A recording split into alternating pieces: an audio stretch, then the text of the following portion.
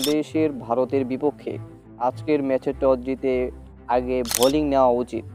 আগে ব্যাটিং নিলে বুমরা, সিরাজ, আশদীপ এদের তোপ সামলাতে যে আমাদের সোনার টপ অর্ডারের ব্যাটাররা টুকটাক করে রান করে পুরো ম্যাচ মাটি করে দিবে। বোলাররা তারপর নিয়ম রক্ষার জন্য নিমিষে বোলিং করবে, আর তারপর আমাদের সোনার ছেলেরা ম্যাচ হেরে হ্যান্ডশেক করে ড্রেসিং রুমে চলে আসবে। এর চাইতে ভালো যে টস জিতে আগে বোলিং নিয়ে যে কোনোভাবে 180 রানের মধ্যে ভারতকে আটকানোর টার্গেট নিয়ে করা লেভেলের বোলিং করুন। তারপর টার্গেট যাই হোক না কেন, পাওয়ার প্লেটা ভালোভাবে কাজে লাগাক। মিডল ওভারগুলোতে গ্যাপ বের করে প্রতি বলে সিঙ্গেল এবং ডাবল সিঙ্গেল নেওয়া উচিত। ডেড ওভারে হার হিটিং করুন। আগে এভাবে ব্যাটিংটা করুন, তারপর যা আছে কপালে তাই হবে।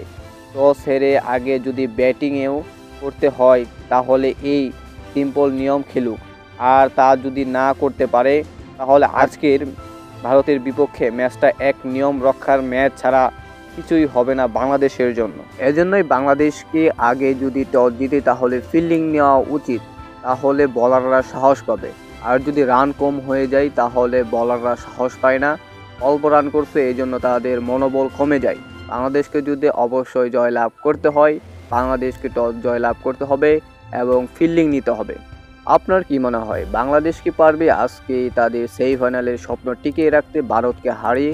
আপনার গুরুত্বপূর্ণ মতামত অবশ্যই কমেন্ট বক্সে জানাই যাবেন।